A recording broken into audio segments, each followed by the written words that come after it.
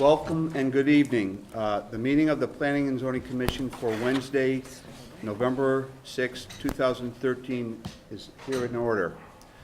For the benefit of those of you who have not participated in a Planning and Zoning Commission meeting, our procedures are as follows. We will read the legal notice of the meeting as published in local newspapers.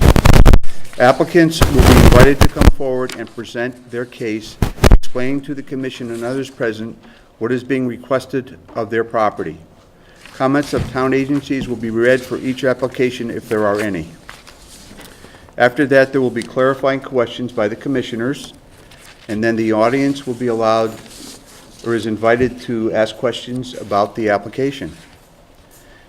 Following that, we will ask those people who are here in support of an application to stand up and voice their support. And then those that oppose the application will be invited to step forward and express their opinion. As this public hearing must be recorded, it is necessary for speakers to identify themselves and state their name and address for the record. The applicant is then free to leave or remain for the balance of the public hearing and the regular meeting, at which time the Commission will try to reach a decision on each application. Each applicant will be notified in writing as to the decision of this Commission and has a right to appeal to Superior Court if they so desire. Decisions of this meeting are available the following day, by calling the Planning and Zoning Commission office at 453-8039 after 10 o'clock. Attending commissioners tonight are David Grigsby, Walt Corbiere, I'm Tom Cost, Peter Golitz, Josh Hirschman, Frank DeAndrea, and Richard Meyer. Staff here tonight is George Kral and Administrative Assistant Katie Arbuckle. And Reggie Reed is here too. I'm sorry, Reggie. Video is being done by Shannon Gale. The Secretary will now read the legal notice. Legal notice, Guilford Planning and Zoning Commission. Notice is hereby given that the Guilford Planning and Zoning Commission will hold a public hearing on November 6, 2013 at 7:30 p.m. at the Nathaniel B. Green Community Center, Menunketuk Room, second floor, 32 Church Street, Guilford, Connecticut, for the following purposes. Number 1, Walls, Brian and Karen Ray.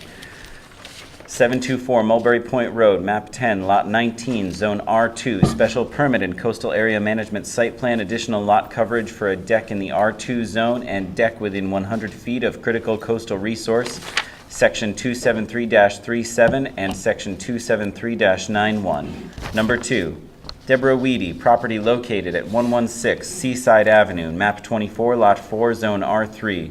Coastal area management site plan approval to replace an existing shed and raise house to FEMA elevations within 100 feet of critical coastal resource. Number 3, Clarkson, Shannon, 116 River Street, map 39, lot 6, zone R3. Coastal area management site plan replacing storm drain pipe and retaining wall within 100 feet of critical coastal resource.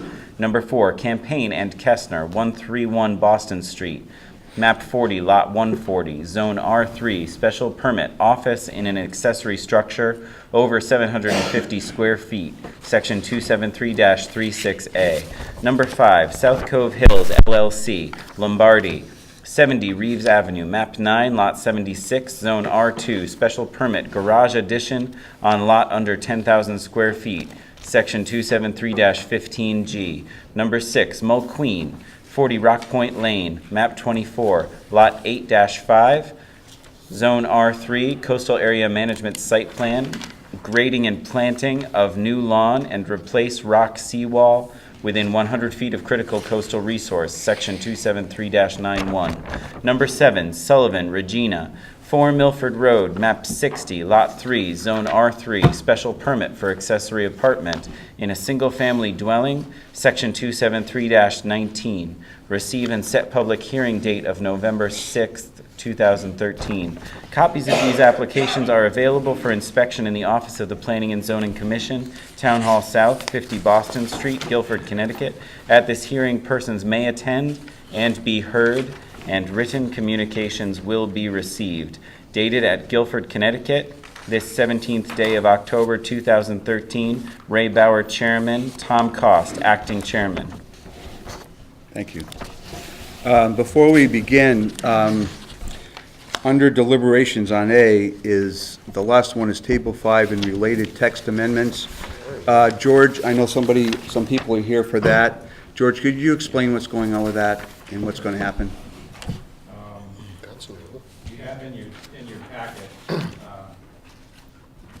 final revised Table 5 changes, which looks like this. As you know, you've closed the public hearing on this Table 5 consideration. This table is the final edit with typographical and spelling errors corrected. It also includes the zone known as C4 and the zone known as C2, which were not on the original Table 5 that you deliberated at the time you did the, you had the public hearing, because there were no proposed changes in C4 and CD. But they are added to this table so that we do have a complete table of all the zones and all the permitted uses. You also have the documents that Katie and I have been working on, that we've been talking about and promising for a while, which is the verbal description of the permitted uses in the various zones where permitted uses are itemized in text form. As you see in this document, the items that are highlighted in yellow are changes from the current text. Those changes are substantively the same as the Table 5 changes, but they were not actually the specific words were not actually part of the public hearing deliberation in the form that you see them on this set of documents that have the yellow markings.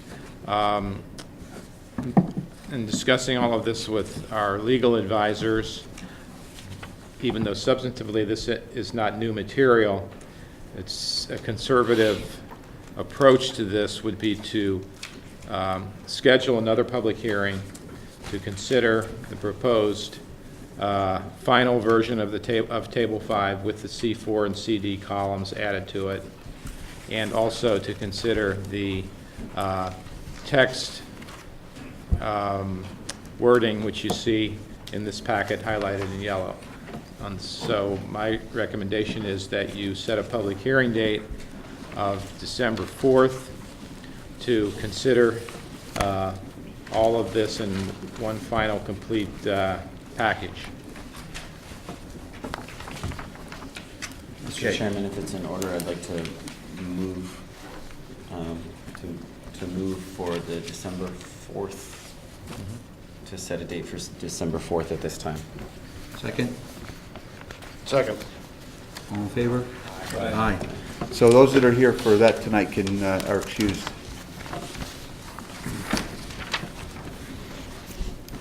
Okay, the first item on the agenda is Brian Walls and Karen Ray, 724 Mulberry Point Road.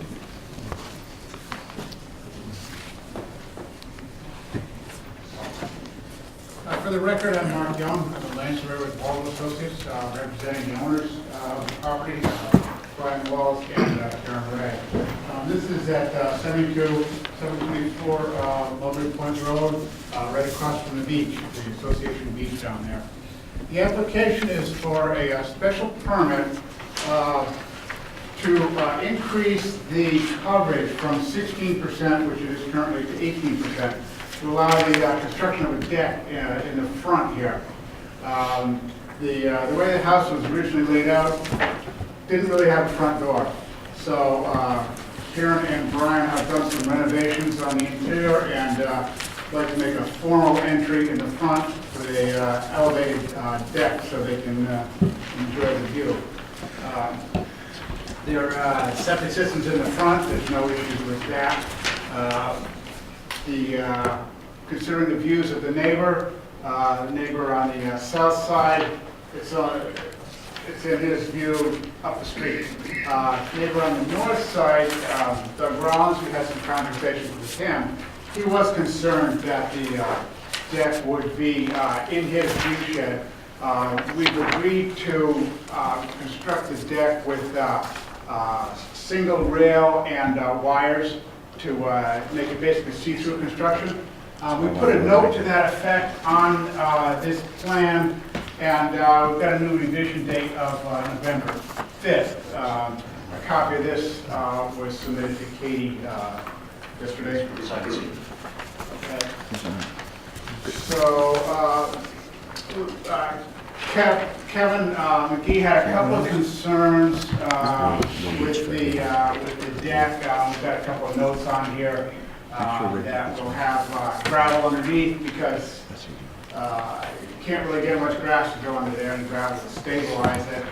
And if there's any stockpiles, we'll put a silt fence around that, but this is mostly, they're just going to dig a couple of small pier footings, so there'll be minimal ground disruption.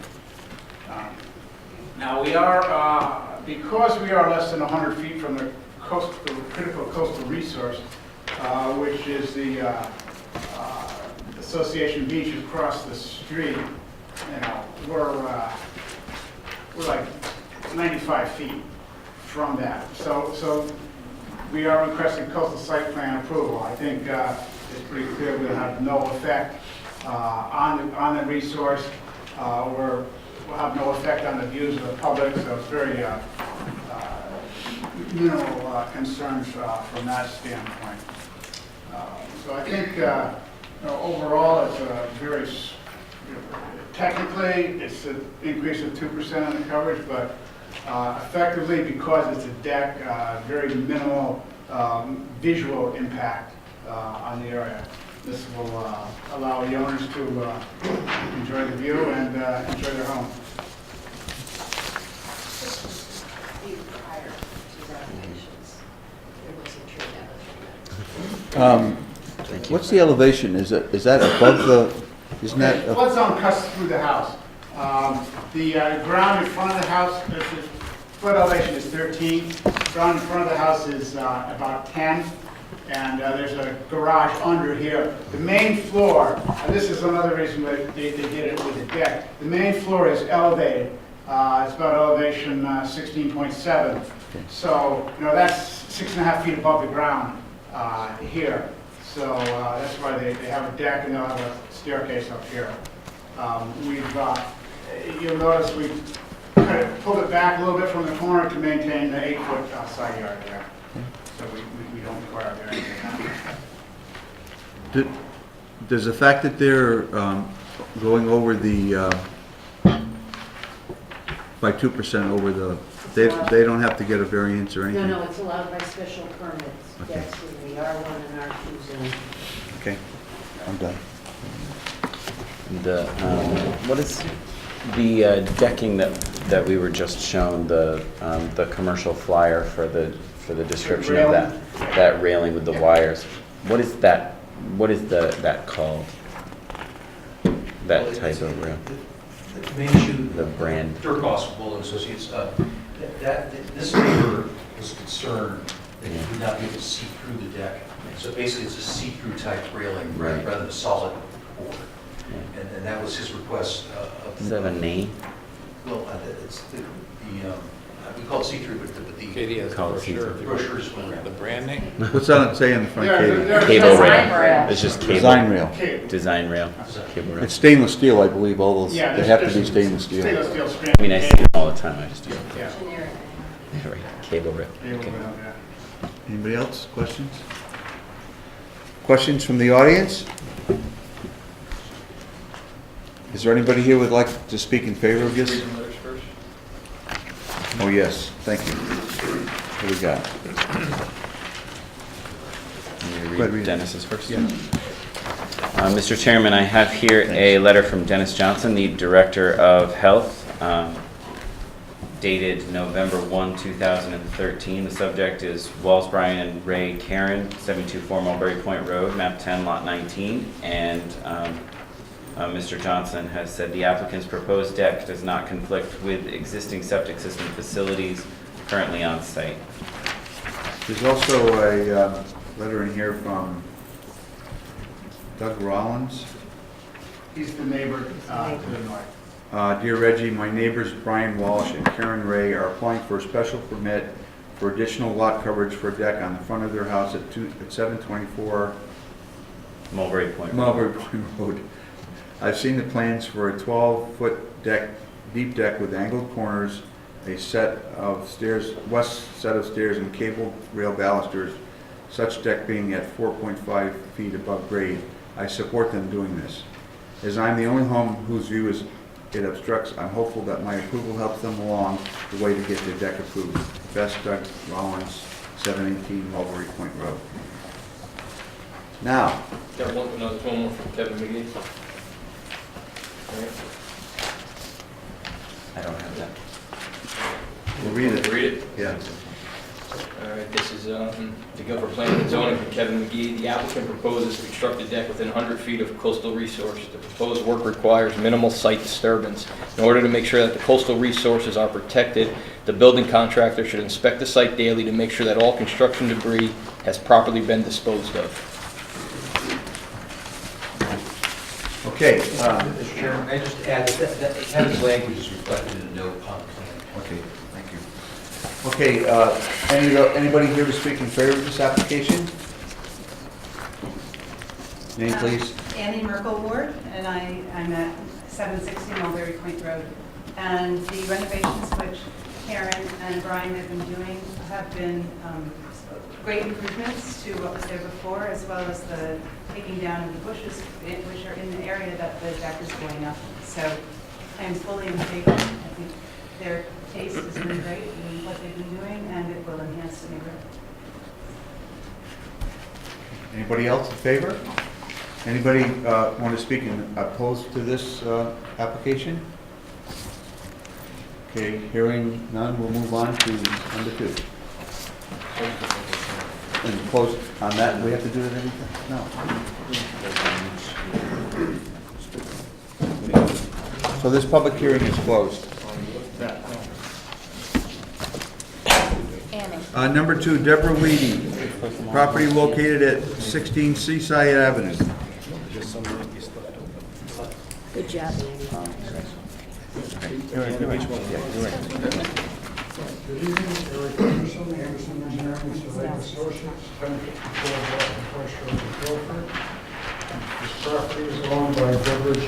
Weedy at 16 Seaside Avenue. She is here this evening.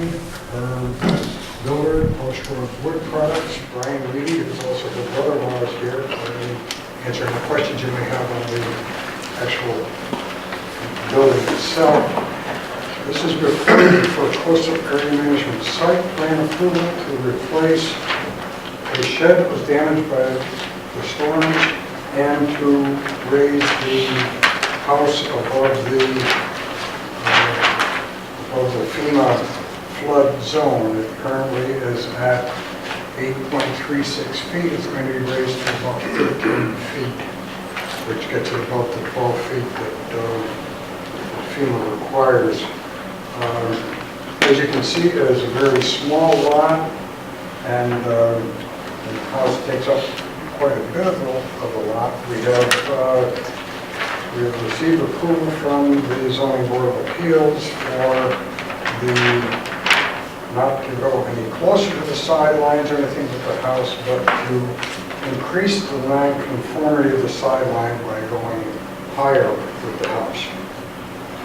So we're not going any closer, we're just going higher.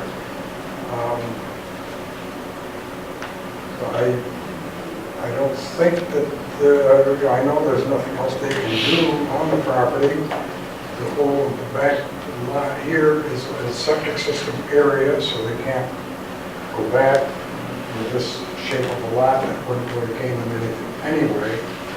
But in going through all of the coastal area management guidelines, we find that this is consistent with all of those policies, and with silt fencing, bringing the actual construction site with all of the material that is excavated, not being stored on site, it will have to be taken off-site as it's excavated. And so we do have a letter in the file from Brian Reedy explaining the construction methods. We also have a letter from Kevin McGee with his comments. There's a letter from Dennis Johnson. There's a letter from John Goucher on this state. All of them in favor of what's being planned here. We did, prior to the previous hearing, we did erect a sign, which has been there throughout this process. We did notify the neighbors that this hearing was being held. We really have no alternative with FEMA starting to tell people that they're going to have to start raising these structures or making them somehow flood compliant, or the insurance at some point is not going to be granted. So that's why they now have different programs for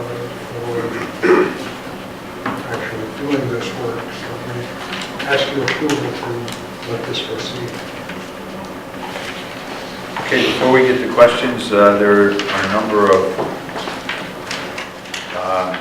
letters Here, if you would help me out. The first one is from Kevin McGee.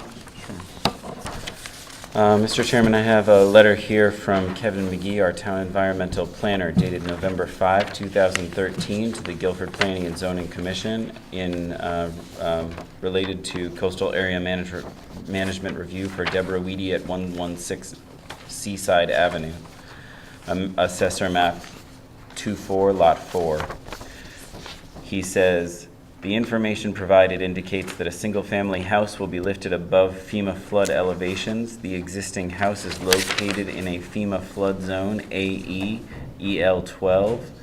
EL stands for elevation, elevation 12. The elevating of the house is in compliance with the State of Connecticut Coastal Management Act requirements concerning coastal hazard areas, which recommends that lowest floor of a building be elevated sufficiently above the base flood elevations. The relocation of the shed would help to open up the side yard view lane as noted in section 273-91J, view standards of the Planning and Zoning Commission coastal site plan review requirements. The site plan provides for erosion and sedimentation control measures that are designed to protect the adjacent coastal resources.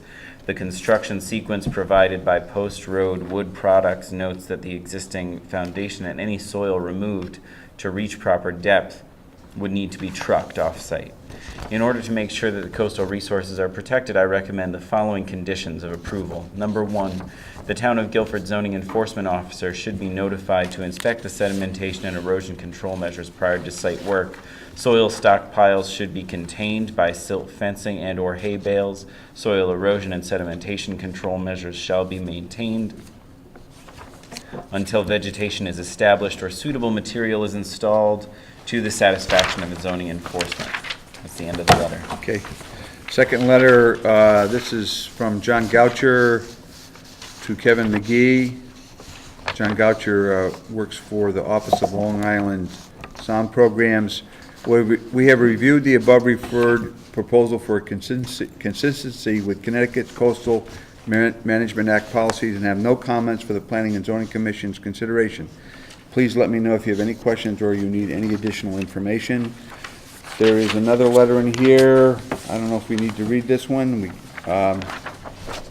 This is from Kevin to Kevin from Deborah Weedy. Would someone like to read that? I guess we probably should read it. Huh? Go ahead, Josh. I think it's from the Post Road Wood Products. Yep. Yep, right? Yep. Okay. Right, yeah, that was in response to a request that Kevin McGee had made so that he would have information in his file and on the record of how this construction is going to be done. Probably really doesn't need to be read. Yeah, I think we- You've included this. Okay. What's that? You've included this on the plan. That is on the plan. Okay, so we won't read it. And then on the back, just for the record, there's a copy of the variance. There's a copy of the variance here. Now, I don't know if there's any more letters, but I have a question here. There's a letter from Dennis Johnson, Director of Health. It's on the back. Yeah. It's the applicant's proposed shed and house elevation did not conflict with the existing septic system capacity or location. Dated November 1st, 2013, from Dennis Johnson, Director of Health. I did have a question based on the letters, Eric. I think you said they were going to remove the shed. I think that original letter from Kevin said something about relocating the shed. Yeah, there was a shed there that was damaged in the storms, and that shed was removed. So they were going to relocate that to the side of the house. Now that the house is being raised, that shed will be raised with the house. Okay. Okay. All right. It'll be part of the house now. 10 feet off the ground? How are you gonna run to it? Yeah, that's correct. You gonna get on a ladder to go up to your shed and carry your lawnmower down? How's that gonna work? I'm asking. Is it now a 2-story shed? Well, it's not 2 stories. I mean, Isn't the house being raised up to 12 foot? right, Okay. the elevation right now, it only needs to go up 5 feet. 12 feet from center. Okay. Right, so it's not gonna be 12 feet in the air. It only has to go up 5 feet higher than what it currently is. Okay, so the shed is also gonna be elevated. Correct. Okay. All right. Can you state your name for the record? Brian Lee. Any other questions from the commissioners? Questions from the audience? One more question. Just for my own curiosity, in the back, you have a triangular portion that says area claimed by Deborah Weedy. What's the history of that? That is an area of land that has been occupied since around the 1940s by prior owners and by Deborah Weedy. The prior owner to the property of the town of Guilford and the town of Guilford have stated and have mapped that their property line is along this brook that's in the back here in the concrete wall. When the deeds were drawn, there was a survey map that was made that showed this as being the property. And so that is an area that has been occupied since 1940, and because it does not have an actual deed to it, the only way I can really show it is land claimed by. Okay. And just where are we on Seaside Avenue if I'm heading away from Woodfield Street? Are you familiar with the bocce courts? Sure. Just around the corner, second house in on the left-hand side. Left-hand side. Right. And there's one more house, and then you're at the town property. Okay. Any other questions? Anybody that would like to speak in favor of this project? Anybody opposed to the project that would like to speak? Hearing none, we'll close the public hearing on this. Next one is Shannon Clark, 216 River Street. Sharon Clarkson. Clarkson, I'm sorry, ma'am.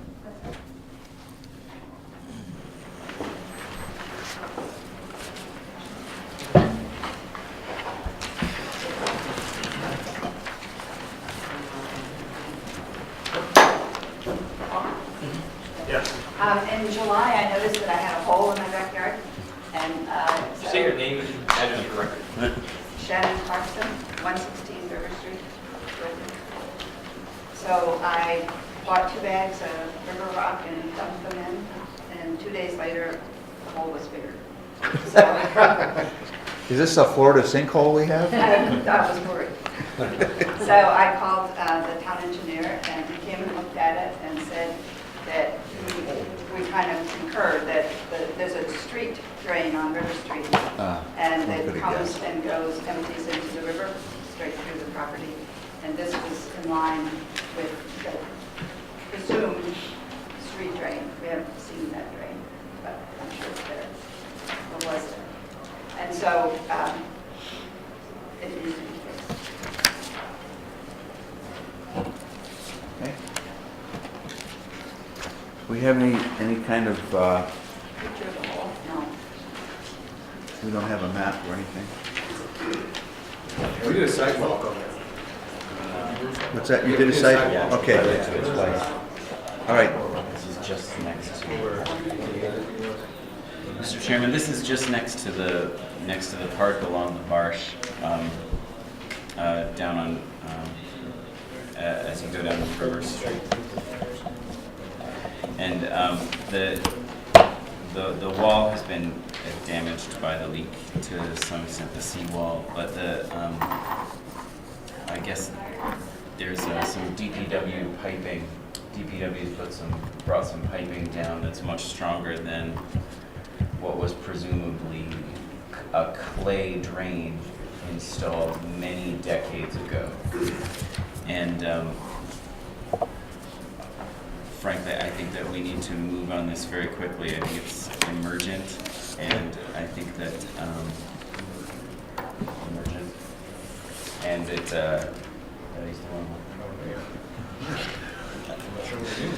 lawyers.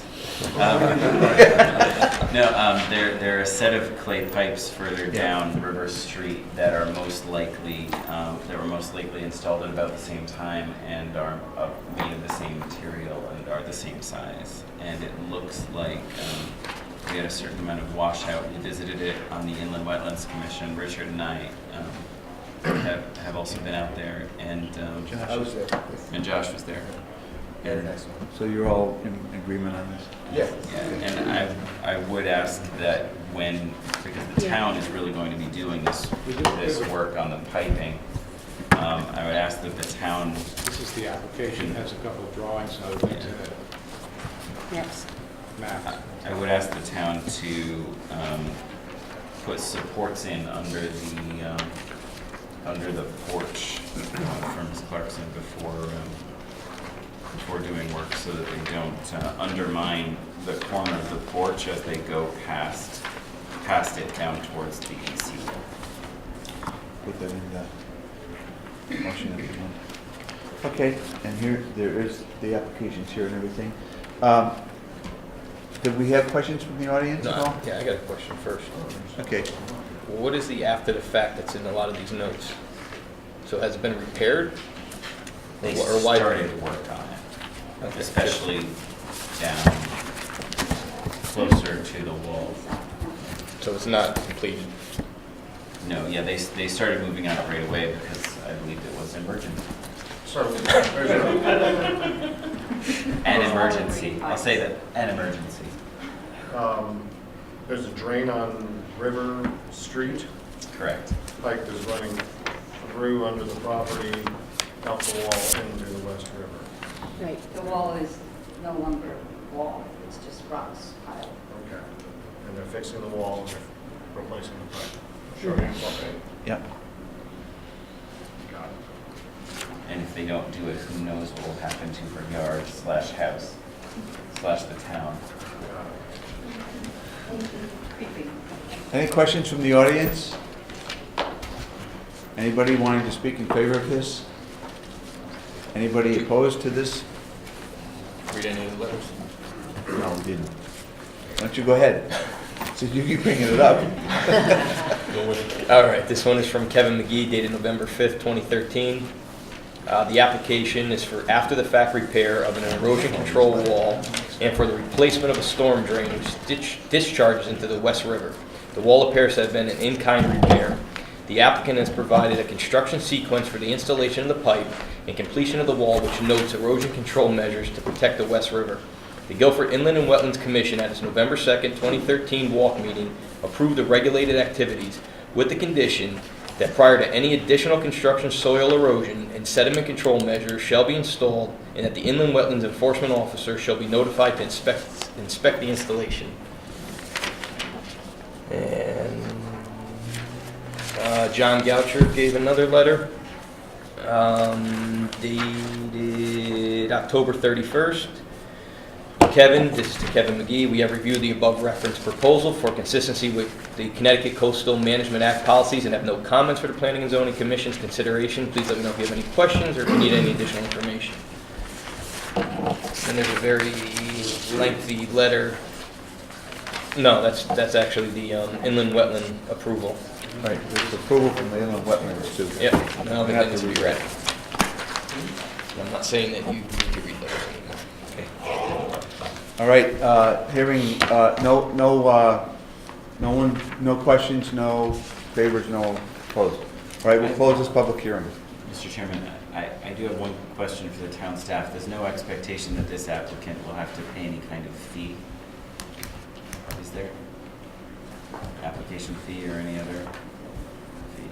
Yes, she did pay an application fee.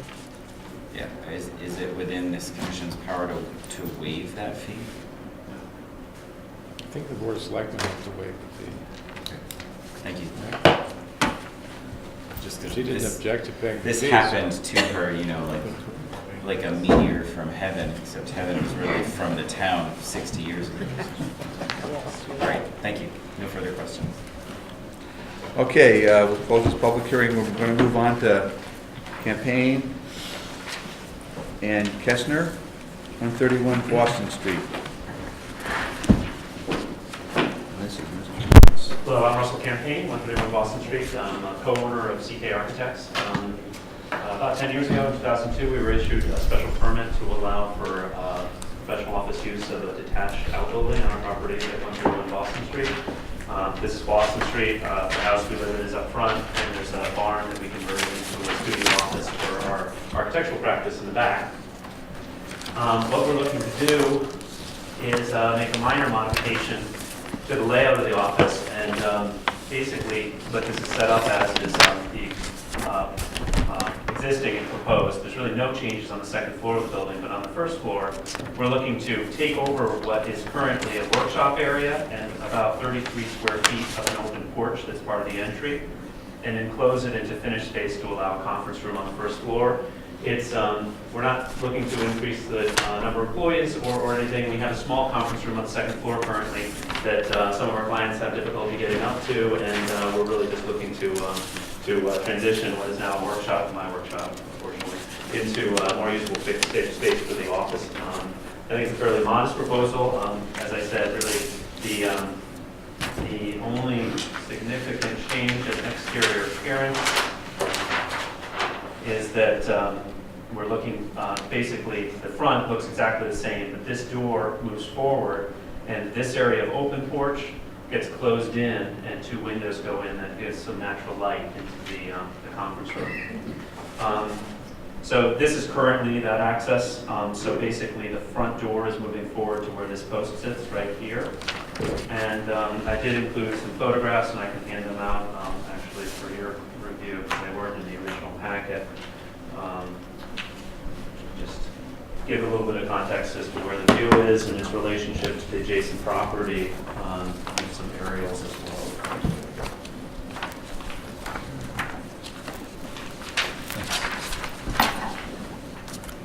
So basically, this is a photo of the front of the building as it sits now. This is a close-up. As I said, it's basically going to have very little visibility on the front of the building as this door is moving forward that amount. You can see there's a fairly robust hedgerow of Norway maples that run between the adjacent property. This is the view looking out from that window. There's basically an existing fabric fence that is a pool surround for my neighboring property that really prevents any visibility from those windows from his property. So it's sort of up at the furthest corner of his lot. And that also is illustrated in these two aerials off of the GIS system that show my property, the barn, sort of set back here, his pool is full fence, and the adjacent livable space and outdoor living space sort of about 170 feet away from where we're looking to make this change. And so I think, I think we've been in business for 10 years. We're not looking to establish any additional traffic or anything associated with it. It's really just for internal, having a little bit additional space for storage and as well as a better access point for us to meet with our client.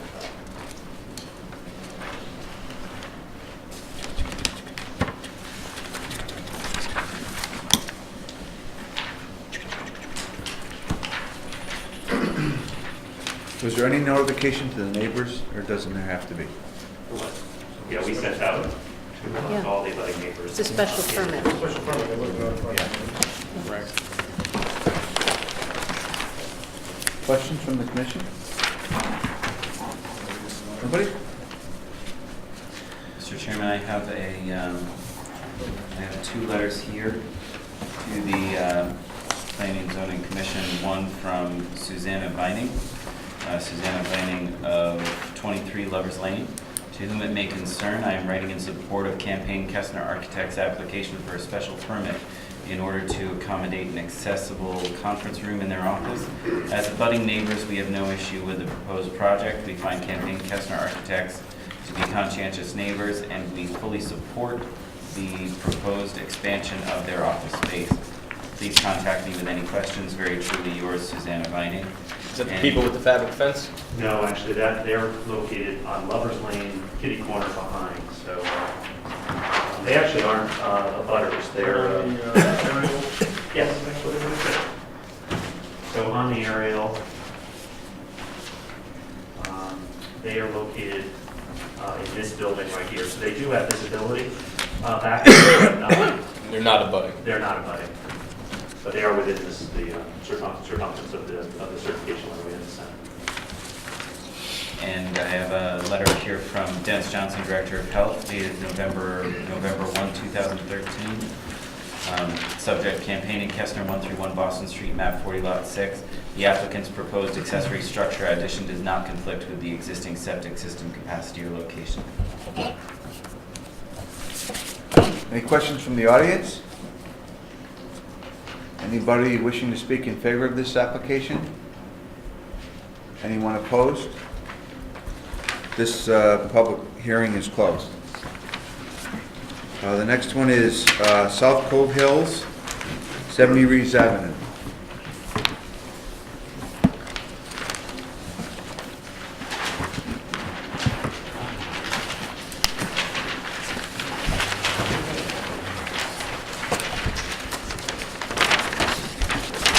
My name is Bernard Lombardi. I'm an architect, resident of Guilford, 1197 Westlake Avenue. I'm a partner, along with my wife, in South Cove Hills LLC. In 2007, my wife Sandra and I purchased the property at 70 Reeves Avenue. We applied for a special permit to construct a master bedroom on the second floor, create a second floor, a portion of a second floor, and received approval of a special permit to do that. Our intention is to sell our large lakefront home on Westlake Avenue, and if anyone would like a large lakefront home, I'll be happy to give you an agent's name. And move to Reeves Avenue. The location plan is shown on this site plan. It's the corner of Reeves and a continuation of what used to be Spencer. Spencer ends at a 30-foot by 250-foot parcel of property that I guess once was a road. The property is 9,755.7 square feet, 240 some odd square feet short of your required 10,000 square foot R2 zone, which is why we're here. We would like to construct a garage adjacent to the existing home. The existing home is shown in the tan outline. The property property lines are in the dark green, and the garage is shown in the solid tan. to the north of the existing home. It's separated by about 6 feet from our existing house in order to preserve a couple of windows that exist both off a first floor bedroom and a dining area on the first floor. I have, for the commission, proof that we sent letters out to our budding neighbors, as well as actually receipts from all of the letters. And I'll give those to Katie. Thank you. I also have a copy of an indication of how we meet the standards of the special permit. I think there are 9 copies of that, and I'm not sure if I've got enough to go around. I just do that.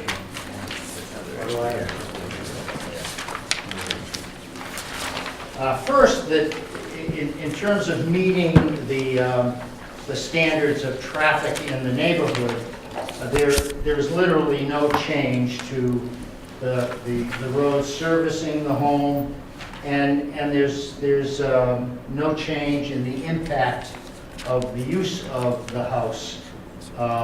We currently have a large paved area that's to the south of the home that we intend to remove and plant, grade to grass, so that no longer is an impervious surface.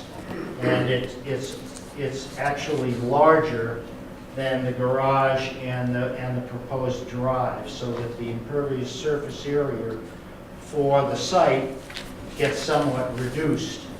The coverage increases from 10.5 square feet, which is currently just the existing home, to 10.5%, I'm sorry, thank you, to 14.9%, which is just barely under the maximum. The maximum's 15%.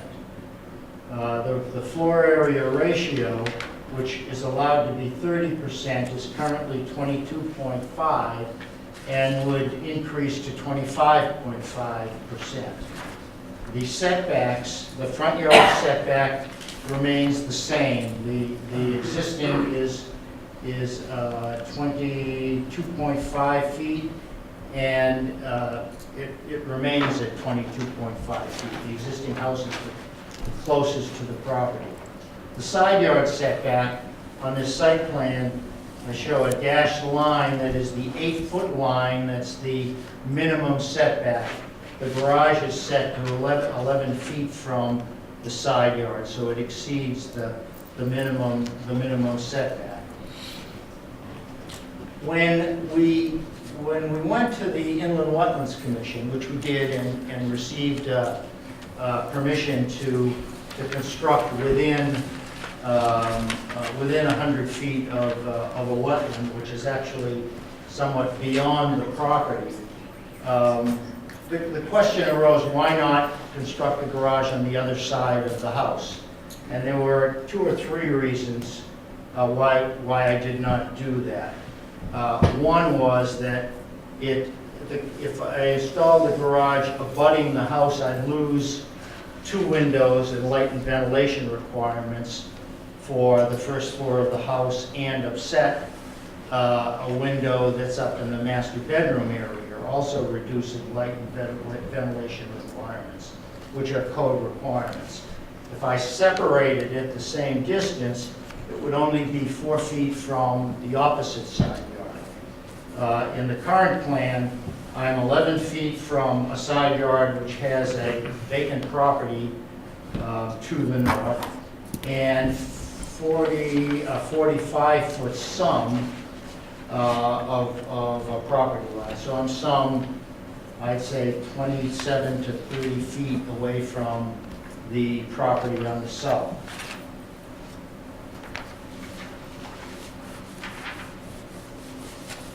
The floor plan that we're proposing. Here's the garage, which is 20 by 22 feet, and the existing home. The separation allows me also to provide a stairway to a basement, our basement entry, which is shown on the basement plan. Here's the foundation of the garage and the existing basement, and right now there's a basement entry right at this point, some 10 feet down from the what would be the east side of the home. Because if it's a separated garage, the zoning regulation has a maximum height of 15 feet.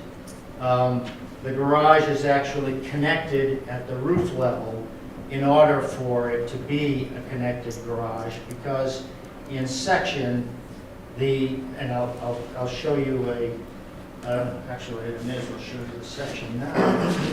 In section, the average grade would create a garage height of 20.5 feet, because the land slopes off to the west, and that I can't change. So that the solution to that really was to create a connection that would eliminate it from being an accessory building and therefore not have a height restriction. And the reason for me not wanting a height restriction is that in the elevations, here's the elevation sheet, I wanted to hold the soffit line to the existing house. Here's the existing house, the raised area for the special permit for the upstairs bedroom that was done in 2007, and the proposed garage and its connection. That produces as I said, an average height of 20.5 feet, which would exceed your regulation. Making the connections eliminates that requirement. This is the street side of the garage, the north side of the garage, and this elevation, the west side of the garage, and then the south side. In the south elevation, I show the position of the garage that actually occurs on the north. It illustrates that it would block two windows on that south side of the house if we were to have put the garage on the south side of the house. And that would really create a building code issue. Show the section, and Mr. Lombardi, with the connection to the garage, the new height restriction is 35? That's correct. Yeah. And currently, the highest point from the back where it's sloped down the farthest will be 22. The average would be 22. The highest point from ridge to existing, the lowest elevation is 27. Am I reading that right? 21.7 feet. Thank you.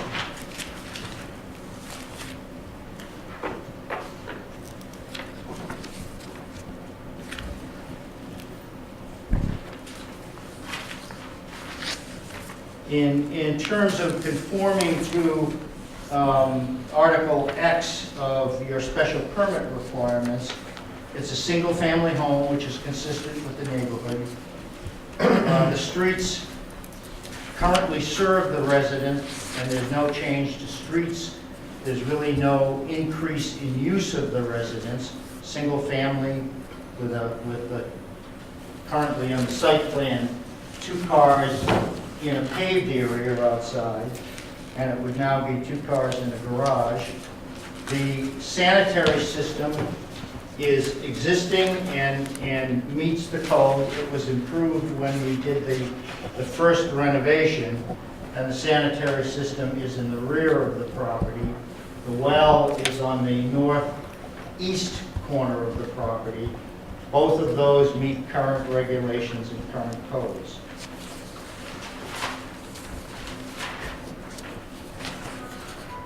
In terms of architectural style, it's a single-story pitched roof, shingle residence that's very consistent with the existing Indian Cove neighborhood. And in terms of historic properties, there is no historic property technically in the Indian Cove area, but Indian Cove has really been kind of a historic Guilford community. And what we're proposing is not inconsistent with that community. So I believe that we meet all the standards of the special permit requirements. And that concludes the presentation. Thank you. You're welcome. Did you mention anything about the excess runoff and how that's going to be handled? It's going into a rain garden that's in the corner of the north side of the property. And then there'd be an overflow beyond that, but yes, there's a rain garden. Anybody else with a question? I just want to make sure I understand. Why is the floor area going up at all? If this garage is not habitable, there's no living space in the garage.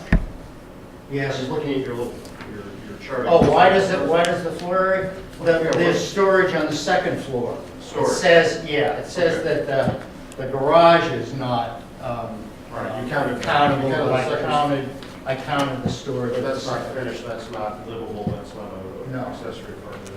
No. Okay. And then why did impervious surface go down so much? When I look at, I figured it more than twice, that's a actually. big drop, and I can't figure out, because the driveway and the garage don't look that much smaller than the existing. Let's say that it doesn't change then. I mean, I didn't put the number on it. no, I calculated it 3 times, and either my math is right, I really have to go back to school, or yes, the figures are I mean, correct. it looks Yes, I similar, agree. or maybe a little bit smaller. I agree, that's why I calculated. We discussed this a little bit on inland wetlands when it was before us, and a couple of our members were very excited about the drop. But it was because why? it was because the Well, it's a the huge, driveway that is green area is a the new Well, driveway. the new driveway is permeable. Yes. Ah, I missed No, that no, part no, of the no, no, I'm conversation. sorry, no, the new driveway is not permeable. I counted the new driveway, and That changes it a lot. So how come, so this old driveway is a much larger it's surface bigger, area? is a bigger area, it's over 1,000 square feet, the old driveway. I'm just asking. No, I don't blame you, because I had I repeated the same question. Okay. How could it go down so much? Well, it did. Okay. And I could say that it doesn't change, and that would suffice. And just to reiterate what you very clearly articulated anyway, this would be an accessory structure and in theory be subject to the 15-foot height limitation on accessory structures, but for The connect, correct. Okay. I go check, I just want to. Okay. Any other questions from the committee? Commission? Anybody have any questions from the audience? I'm going to read one more letter. Okay. From Kevin McGee to the Guilford Planning and Zoning Commission, dated November 5th, 2013. The applicant is proposing to install a garage on an existing residential property under 10,000 square feet. The roof water from the garage is proposed to be treated in a rain garden. The regulated activity for the construction of the garage was approved by the Guilford Inland and Wetlands Commission at its July 13th, 2013 meeting. As part of the conditions of approval, the Wetlands Enforcement Officer is required to inspect the erosion and sedimentation control measures prior to any site work. I also have a letter here from the Inland Wetlands Commission. That's their approval. That's the That's their approval. approval. We got one from Dennis Johnson. Okay, so that's here for the record. Those conditions are already on. Yep. Dennis Johnson said the applicant's proposed garage addition does not conflict with existing septic system location. All right. Anybody wishing to speak in favor of this application? Anybody wishing to speak against it? Hearing none, we'll move on. This public hearing is closed. Next on the agenda is Mulqueen, 40 Rock Point Lane. Good evening, Commissioners. I am Cindy Cartier. I'm an attorney in town with Cartier Bauer. I'm representing Mr. and Mrs. Mulqueen with regard to their coastal area management application. Just a little background. They contracted with a landscaper to reseed their lawn that was destroyed in Hurricane Sandy. I've got some pictures to show you. Being naive to the coastal requirements, they did not realize they needed to file a plan application. The work was completed in late August. By completing the work, they prevented further dirt and debris to enter Long Island Sound and therefore improved the area. They also replaced one large rock that had fallen during the course of the storm, exactly in the same place it was prior. They didn't perform any additional improvements or change the landscape of the property at all. I'm also requesting a waiver of the professionally prepared site plan. Under the circumstances of this application, minimal work involved, coupled with the needed improvement to the area, I'm respectfully requesting you grant our waiver. Just to sort of recap, as I said, they improved the property to its prior condition in keeping with the neighborhood. There were no upgrades or any additional improvements. And I have here some photographs to pass around that to show you the pre-existing condition after the hurricane. So the first photo that I'm going to pass around shows what it looked like on the east side of the house after the storm. You can see it's just that the grass got destroyed. And this was the south side, again showing after the storm. And then here's their beautiful lawn on the south side after they reseeded it. So it much improved the lawn. And the same thing, I have a couple more pictures. You could see the house. And where I did the mapping, it just showed it's basically just reseeded the grass all around the house. And here's another photograph showing. I also, earlier this evening, Dr. Moisen was here. He is the president of the Homeowners Association in the Rock Point area. Unfortunately, he's a physician. He just got called in to Yale. But he indicated to me that he did speak with all the homeowners. No one objected to it. In fact, they supported what they had done, as many of the other fellow property owners also took care of their properties. I mean, we all know that the storm wreaked havoc on our shoreline. So that's it. Attorney Cartier, can you just show us the rock that got moved? That Sure. was after the fact? Unfortunately, Is down there? it's not here. It's I don't have it's on this side. It's I on don't have a this picture of side. it. I'm sorry. No, I know where that is. Do you know where that is? This is off the seaside. I don't know if you guys are familiar with the property. Do we have it there? Oh, do you have it? One rock. What's the point? Literally one rock. Rock that got moved? It fell. One big rock. Fell. And they just put it back. Move the rock, rip the grass out. Yeah. But that's a, They just put it right back where way it of was. violation, because it's so close to the. They didn't add any rocks. It just comes away. They just put that big rock back. Is that the rock? I don't know. That's the rock. You've got a photo of one big rock. Yeah, you seem to be focused on this one rock. Well, maybe, yes. Okay. Oh, no, because it's, this is after the fact, because they Do you moved know the this rock. rock? No, personally, no rock. I gotta be honest with you, I'm helping the petitioners out. I mean, they were very sorry when Reggie visited them. They didn't realize that they needed to do this process. So I offered to step in and help them. How does this hit the threshold of CAM? I mean, what did they do that makes it CAM as opposed to if I Work went out within and- 100 feet of the coastal resources. If you go out and if you fertilize your lawn? or No, you- no, no, no, they had to fill in and do some They grading. added topsoil, okay. Yes. Okay, Yes. that, I didn't quite get, you made it, Yeah, Yes. you made it sound like they were. When I went there, Threw some grass seed down. Yeah. No, a little more than This they is were in the more- process of Okay, grading. this is definitely CAM then. Oh, Okay. yes. Okay, I didn't, Yep. at first I was hearing it thinking they. Well, I don't want to under-minimize it by no means, but I meant they just Under minimum? underrepresent what they did. Okay, I'm I just sorry. got to connect the. But they Like a weren't merger. trying to repair. I make up my own. Do we know how many yards of soil they brought in? Is it significant? No, I not that much. don't know, right? Couple Not yards? that much. No, probably Beautiful. two It's better than truckloads, before. because when the water came in and it went over the rocks, it scooped all the Right. soil. So basically, they put it back in the shape that it was before. Exactly, Correct. yes. Actually, Didn't somebody call me? When I went, Walter, you've seen this, right? I couldn't figure out what had been done. No, because I by just- the, before? I just happened to go and look when I saw the address, and I was just looking at the yard, and I was like, it looks like a yard. Yeah. And I've seen the yard in the past, and it looks, yeah, I mean, it turns out it's nicer. they just kind of. fixed, Greener. Yeah, greener. right, they just put back what was there, that's all. Kevin's memo explains a little bit. Let's read it. What it was about. Well, the official letter reader. Yeah, why don't I? Absolutely. Love it.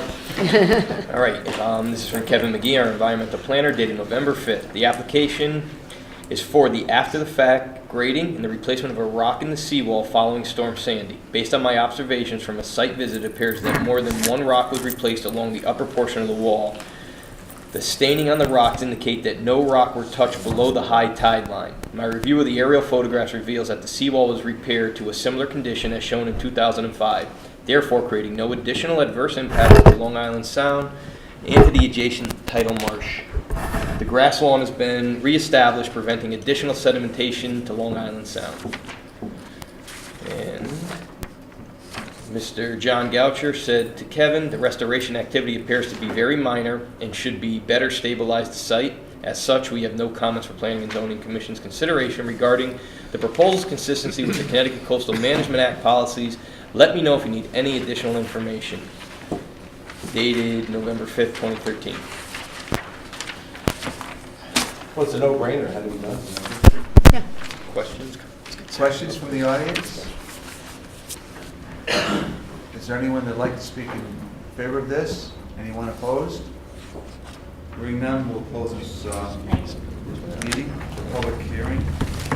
What do we do now? We move we move for revised agenda, correct? Excuse me, item 7, that applicant has requested this hearing be continued to November 20th. That's this Regina Sullivan applicant. Cooper Fiddick. Okay. Yes. To continue. Move to continue. Second. Aye. All in favor, say aye. Anybody opposed? Okay. So, would someone move the revised agenda? So move, second. All in favor, say aye. Okay, let's go back and read a proposal for Wall. Karen Ray. I'll read it. Voted that the Guilford Planning and Zoning Commission approve a special permit and coastal site plan application for Brian and Karen Ray Walls at 724 Mulberry Point Road, map 10, lot 19, as shown on an application dated September 25th, 2013, and zoning location survey property of Brian K. Walls dated September 26, 2013, prepared by Waldo and Associates. There are no conditions. The application is approved based upon the finding that it conforms with the zoning code and is consistent with the coastal management policies of the state of New York. The special permit is... Connecticut. Oh, I'm sorry. State of Connecticut. Here's your heart. The special permit is effective on November 15, 2013, and upon filing, town clerk skim back from work. New York. Peter, there's a revision date for the map, I don't think you... Yeah, Revised to 11/5. 11/15, sorry. Yeah. Yep. Okay. Revised 11/5/2013. Second. Any discussion? Discussion? The one neighbor whose view is obstructed is fine with it, sent a letter saying they like the compromise of the wire fence. Okay. All in favor, say aye. Aye. Aye. Anybody opposed? The next one is Weedy. Voted that the Guilford Planning and Zoning Commission approve a coastal site plan application for Deborah Weedy at 116 Seaside Ave, map 24, lot 4, as shown on an application dated 8/28/2013, revised to 10/1/2013, and zoning location survey and coastal area management site plan for Deborah J. Weedy, dated August 28, 2013, revised 9/25/2013, prepared by Anderson Engineering and Surveying Associates. This application is approved with the following conditions.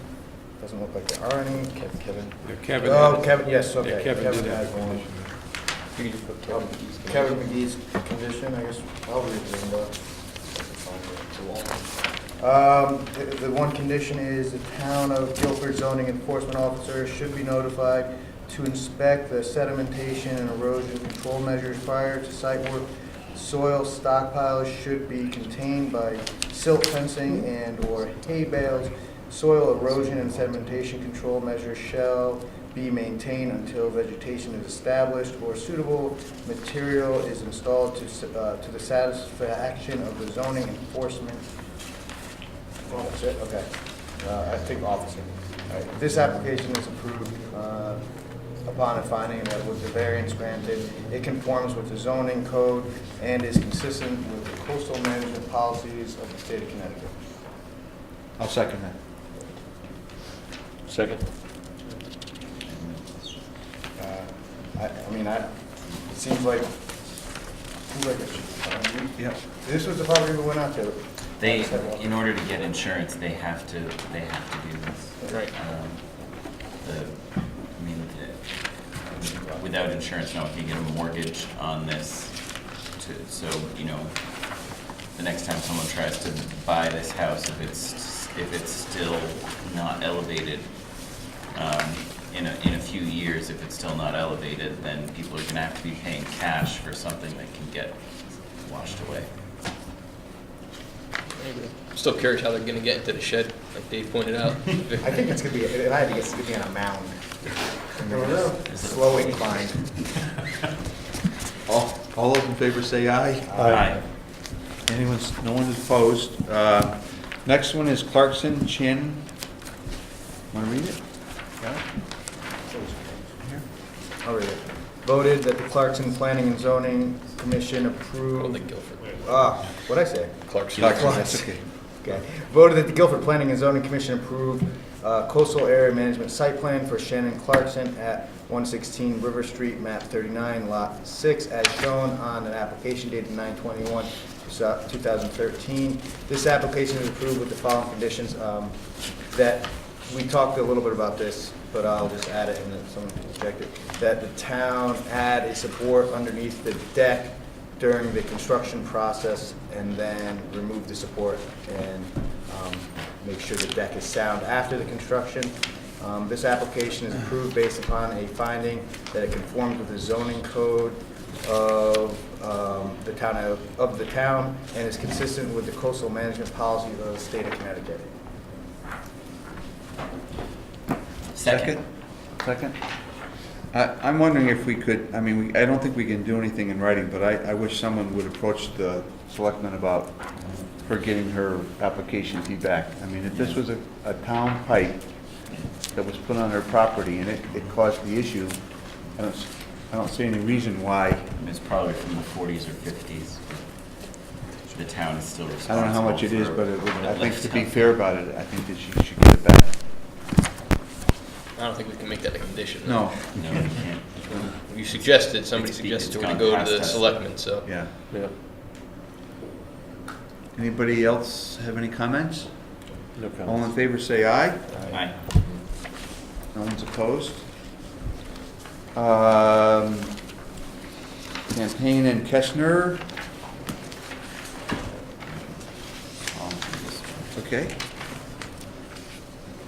No, I'm sorry, I'm not holding it. here. Voted that the Guilford Planning and Zoning Commission approve a revision to a special permit for Campaign and Kestner at 131 Boston Street, map 40, lot 140, to allow the enclosure of approximately 33 square feet of an entry porch of office use, for office use, as heard at a public hearing on November 6, 2013. This application is approved with no conditions. This application is approved based upon a finding that with the variance granted, it conforms with the zoning code. The special permit revision is effective on November 15, 2013, and upon filing with the town clerk. Second. Seems a very appropriate change to the building. And the neighbors, no one in the neighborhood seems to be concerned about this, so I think there's really not much to discuss here. I agree. All in favor say aye. Aye. Anybody opposed? No. South Cove Hills LLC.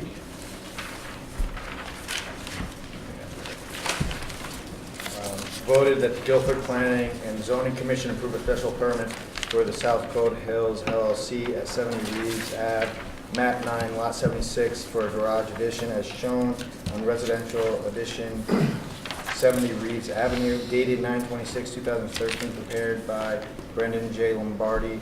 This application is approved with no conditions.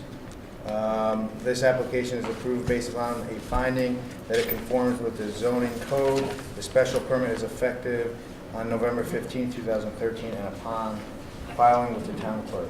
Second. I just had a question. Do we have anything from Kevin about whether he asked for erosion control measures?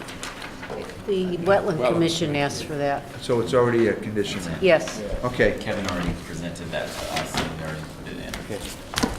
Anybody have any more questions or comments? This will be nice. This is my childhood neighborhood. Oh, really? I trespassed through the backyard of this house pretty extensively. I think that this will be better in several ways, and there's no possibility of any form of nuisance. All right. All in favor say aye. Aye. No opposed? No opposed. Okay, Mulqueen. I will read it. Voted that the Guilford Planning and Zoning Commission approve the coastal area management site plan application for Mulqueen at 40 Rock Point Lane, map 24, lot 8-5, as shown on the application dated September 27, 2013, and as heard at a public hearing on November 6, 2013. No conditions, but the application is approved based upon a finding that it conforms with the zoning code and is consistent with the coastal management policy of the state of Connecticut and the New York. Second. Any comments, questions? No? All in favor say aye. Aye. No one was opposed. Okay, we're going to move on. Table 5 has been moved to December 4th. Site plans, there are none. Coastal Area Management Site Plan. Patricia Collins, 127 Shell Beach Road, map 13, lot 3, zone R5. Coastal Area Management Site Plan, raised house above floodplain elevation, 273-91, receive and set public hearing date of 12/18/13. So moved. Second. All in favor, say aye. Aye. Special permits, Martin Smith, 20 Dunk Rock Road, map 45, lot 30, zone R3. Revision to special permit addition to commercial building and residential zone. Also a lot line revision, 273.13.a. Use variance granted 8/24/94. Receive and set public hearing date of 11/20/13. Someone want to move it? So moved. Second. All in favor, say aye. Aye. Martha Lombard, 33 Lovers Lane, map 40, lot 149, zone R3.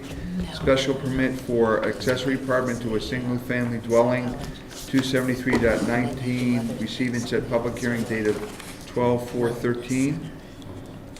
Second. All in favor? Aye. 3, Lighthouse Properties at Milford, 2, 28 Vineyard Point Road, map 2, lot 13, zone R2.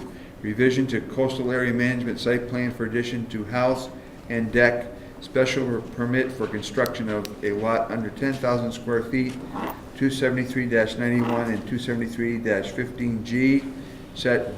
Receive and set public hearing date of 11/20/13.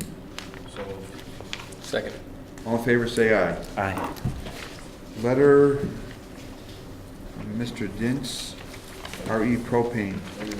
Take that, move this, read it next meeting, or Yes, that's that's about table 5 probably. No. Oh, no, it's not. It's about the Sullivan, the CD zone. Yeah. I don't think I think what we ought to do is take this home and read it. Yes. Let's study it, But I exactly. don't think we need to discuss it right here. Oh, okay. It was in the packet. It's at the back of the packet, yep. Oh, in the back. Should we read it into the record? I mean, I don't mind reading it. I move that we should take it home and read it. I agree. Second. I second it.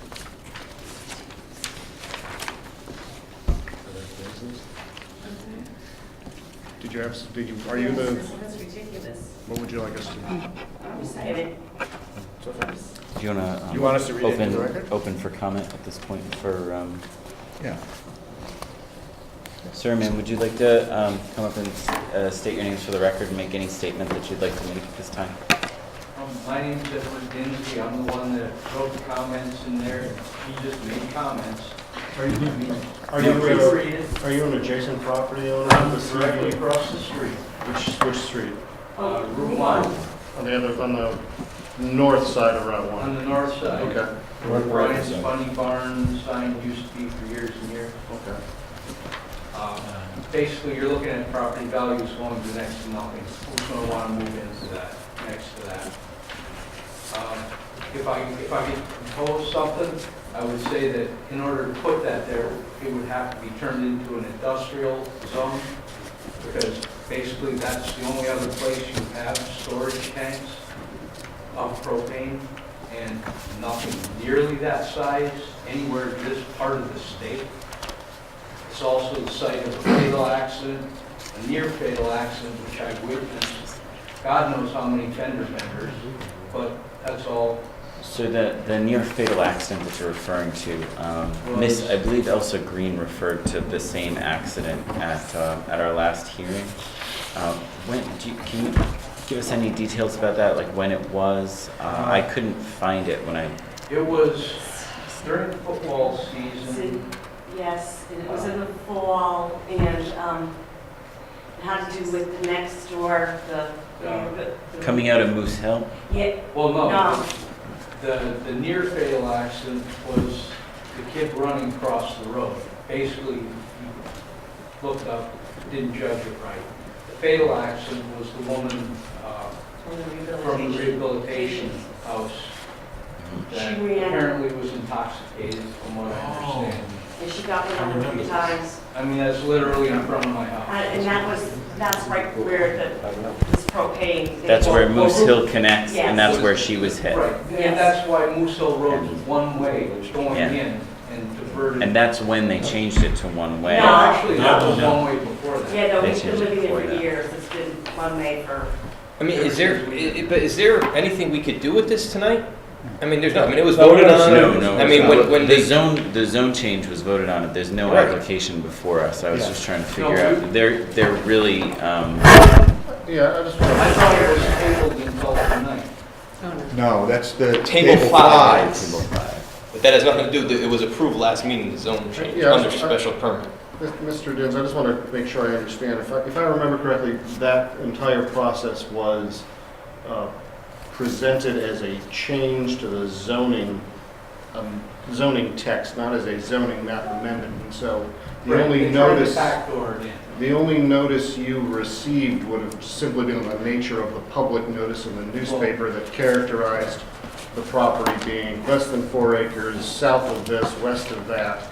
But you did not receive a specific notice as a property owner adjacent to this zone change. We received nothing. Hypothetically speaking, based off the fact that you've written this letter, if you had been provided the opportunity, would you have shown up and had something to say? Yeah, most certainly. And you did not really have that opportunity, did you?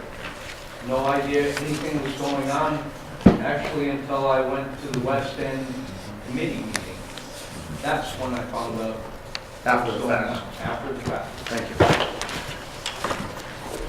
So you found out last week, Tuesday, a week and a day. Actually, I found out the week before that. 2 weeks They had ago. meetings 2 weeks in a row. Okay, thank you. All right, thank you for the letter, sir. Is there any other business that we need to discuss tonight? How about committee reports? Are there any committee activity? Planning committee, zoning committee, Route 1 West committee? Is the zoning committee meeting? I think that's me. Yeah, he meets At every 5 night. p.m. I think that's literally me right now. And I've given myself an excuse to abstain from attending. Typically, the zoning committee only meets when there's a zoning, issue or amendment or Yeah. proposal to kind of discuss it formally. And we've been kind of trying to digest this table 5 and the text stuff. So once we get that kind of out of the way, I think maybe we'll be back in business to consider other changes if there are any. Okay. Approval of bills, Shoreline Times, Shore Publishing, I mean, Move, we paid the bills. $275.48. Is that, someone second that? Second. All in favor, say aye. Aye. Aye. Approval of minutes, we have the 10:16 minutes. I've looked through them, I didn't see anything. I move that we approve the minutes. I have a broad comment or question about them. Is it possible to actually identify who the commissioners are who are saying their enlightened and illuminated thoughts? Right now, it just says commissioner, and it's hard to, Yeah. as it's drafted, I don't see the back and forth to the limited extent we listen to each other. It just says commissioner, and then it just says commissioner, but it doesn't, by not saying Joe said this and then Jim said that, there's no way of identifying who was particularly enlightened at the moment. Is it possible to do it like that? Not for tonight. No, I Next understand. times, yeah. Okay, I didn't know if there was a reason that you... The reason I personally don't do it is because then we don't get into the, I didn't say that. So, but this way nobody knows who did say what. Well, you know it was a commission member. Okay. You have to put the names. I would prefer to have the names just so I can remind myself when I say something really dumb what it is. That never happens. Okay. Hypothetically speaking. Okay, that's the end of the agenda for tonight. Oh, did we vote on these? No, you didn't. Okay. Can you moved them, right? Yes, I move. Someone second? I'll second it. Okay, all in favor, say aye. Minutes are approved. Thank you, and the meeting is adjourned. Katie, Is there a reason why, is anyone else, I noticed there's a couple people here. Are we adjourned? Yes. adjourned. Were you here on business or just?